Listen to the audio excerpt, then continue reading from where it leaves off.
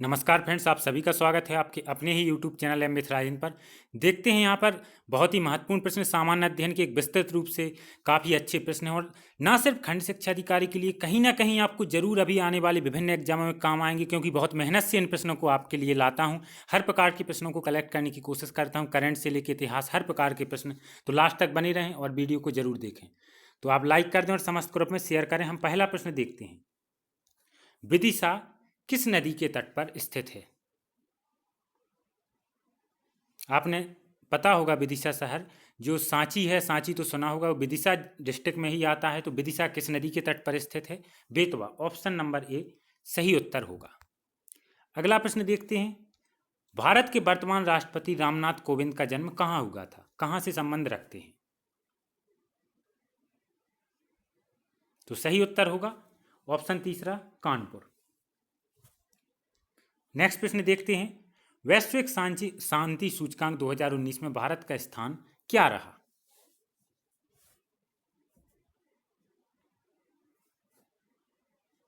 Global peace index या वैश्विक शांति सूचकांक 2019 में भारत का स्थान क्या रहा? 141वां।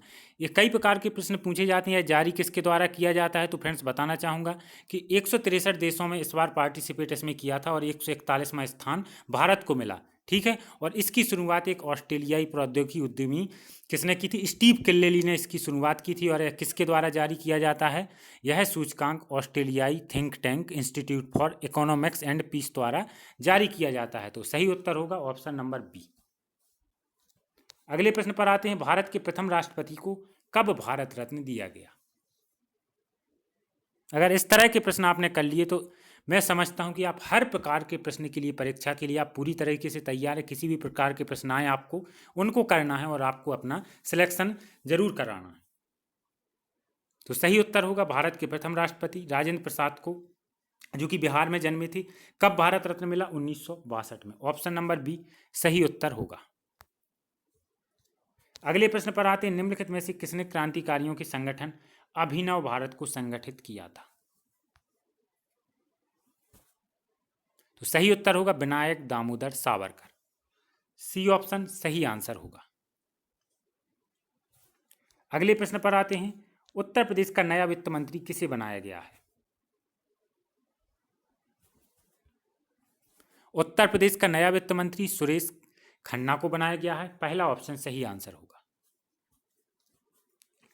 अगला प्रश्न देखते हैं। भारत का पहला इको हब कहां स्थापित किया गया है?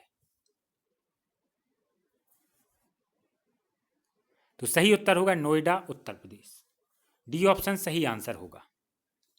अगले प्रश्न पर आते हैं। भारत में राष्ट्रीय आय की गणना निम्नलिखित में से किसके द्वारा की जाती है? तो आसान प्रश्न, केंद्रीय सांख्यिकीय संगठन। सी ऑप्शन सही उत्तर होगा। नेक्स्ट प्रश्न देखते हैं। किस जनपद से कटकर जनपद महाराजगंज का निर्माण हुआ था?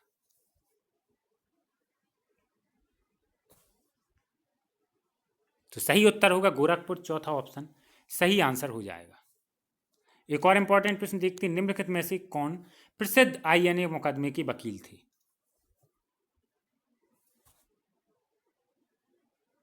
तो सही उत्तर होगा भूलाभाई देसाई। डी ऑप्शन सही आंसर होगा। नेक्स्ट प्रश्न पर आते हैं। संयुक्त राष्ट्र संघ में हिंदी में भाषण देने वाले निम्न में से पहले व्यक्ति कौन रहे? तो 1977 में संयुक्त राष्ट्र संघ के आम सभा के 32वें अधिवेशन में श्री अटल बिहारी वाजपेयी जी ने हिंदी में भाषण दिया। इस प्रकार वह हिंदी में भाषण देने वाले पहले व्यक्ति बने भारतीय। तो सही आंसर क्या हो जाएगा? Atal Bihari Vajpayee. C option. Next प्रश्न देखते हैं। गोमती नदी का उद्गम स्थल क्या है? कहां पर है? तो गोमती नदी का उद्गम स्थल है गोमत ताल। ठीक है। माधव तांडा डिस्ट्रिक्ट पीलीभीत। तो यहां पर पीलीभीत सही उत्तर होगा गोमत ताल। अगला प्रश्न देखते हैं। रिजर्व बैंक ऑफ इंडिया निम्नलिखित में से किसके बदले में मुद्रा निर्गमन करता है? तो रिजर्व बैंक ऑफ इंडिया स्वर्ण, विदेशी प्रतिभूति, भारत सरकार की प्रतिभूति, इन सभी के बदले में मुद्रा निर्गमित करता है। तो ऑप्शन नंबर डी सही आंसर होगा। नेक्स्ट प्रश्न देखते हैं, सरक्रीक विवाद किन दो देशों के मध्य, आखिर क्या है सरक्रीक? कभी कभी तो प्रश्न पूछा गया कहाँ स्थित है। तो सरक्रीक आपने सुना होगा, भारत और पाकिस्तान के बीच विवादित पानी की एक 96 किलोमीटर लंबी पट्टी या एक स्थल है जो भारतीय राज्य गुजरात और पाकिस्तान के सिंध राज्य के बीच में, भारत के गुजरात और पाकिस्तान के सिंध में विवाद का स्थल है यह। ठीक है फ्रेंड्स, तो सही उत्तर क्या हो जाएगा? Option number A, Bharat Pakistan. Next प्रश्न देखते हैं, इंपॉर्टेंट प्रश्न, निम्नलिखित में से कौन भारत के वित्त मंत्री के साथ आरबीआई के गवर्नर भी रहे?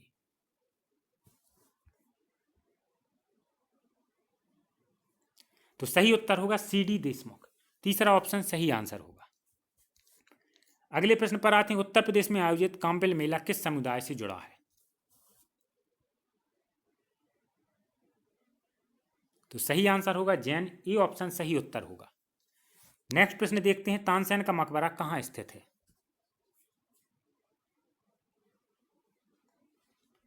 तानसेन का मकबरा ग्वालियर में स्थित है, ऑप्शन नंबर ए सही उत्तर होगा। अगले प्रश्न पर आते हैं, निम्नलिखित में से कौन सा शहर नहरों का शहर कहलाता है?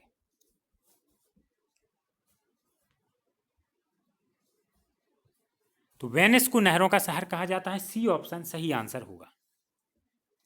अगला प्रश्न देखते हैं, अलास्का निम्नलिखित में से किस देश का हिस्सा है? तो संयुक्त राज्य अमेरिका का हिस्सा है अलास्का, बी ऑप्शन सही आंसर होगा। भूमध्य रेखा निम्नलिखित में से किस देश से होकर नहीं गुजरती है?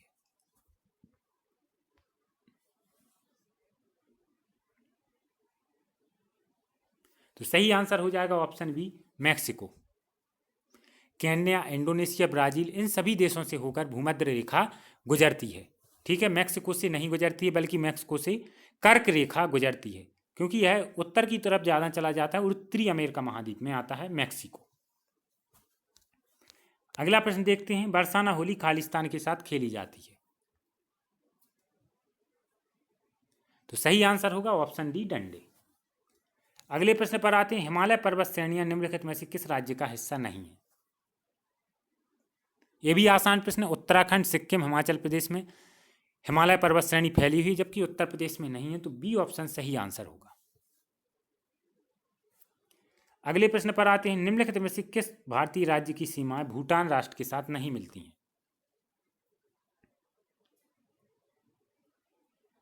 तो सिक्किम, अरुणाचल प्रदेश, पश्चिम बंगाल, इन सभी की भूटान के साथ सीमा मिलती है, मेघालय की नहीं मिलती है, ऑप्शन बी सही आंसर होगा। अगले प्रश्न पर आते हैं, उत्तर प्रदेश पुलिस का मुख्यालय कहाँ स्थित है? तो उत्तर प्रदेश पुलिस का मुख्यालय कहाँ है फ्रेंड्स? प्रयागराज में, बी ऑप्शन सही उत्तर होगा। नेक्स्ट प्रश्न, एनीमोमीटर से निम्नलिखित में से किसका मापन किया जाता है?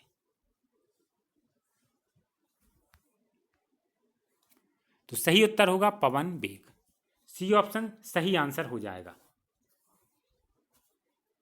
नेक्स्ट प्रश्न देखते हैं, सन 1956 व 64 के ओलंपिक खेलों में स्वर्ण पदक जीतने वाली भारतीय हॉकी टीम के गोलरक्षक का नाम क्या है? ये प्रश्न गहराई से पूछा गया है, अगर आपसे बनता है तो बहुत अच्छी बात है।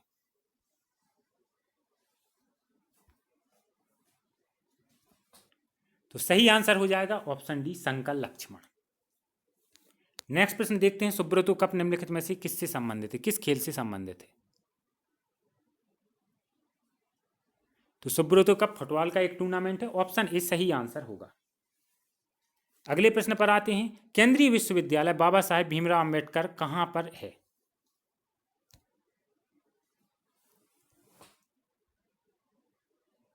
तो सही उत्तर हो जाएगा ऑप्शन डी, लखनऊ। अगला प्रश्न देखते हैं, कितने खिलाड़ी एक टीम से मैदान पर खो खो में रहते हैं?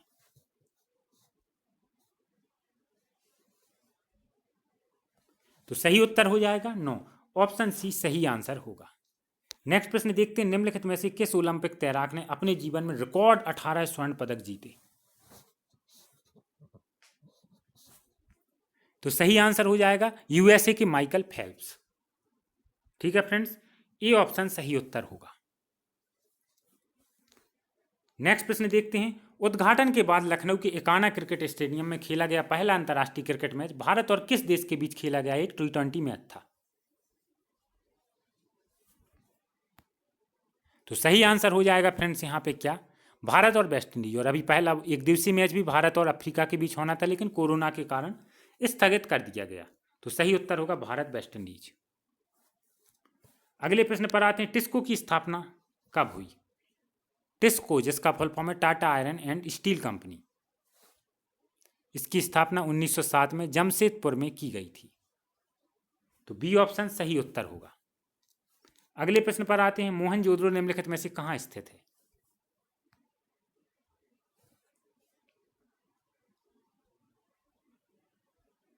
तो सही उत्तर हो जाएगा ऑप्शन सी, पाकिस्तान के सिंध प्रांत में। सी ऑप्शन सही आंसर होगा।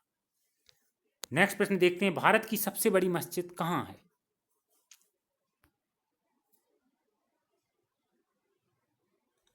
तो सही आंसर फ्रेंड्स हो जाएगा भोपाल में ताजुल मस्जिद। सी ऑप्शन सही उत्तर होगा। नेक्स्ट प्रश्न देखते हैं, यूआरएल का विस्तृत रूप है? तो सही आंसर हो जाएगा uniform resource locator. C option हमारा सही उत्तर होगा। इसी के साथ धन्यवाद फ्रेंड्स।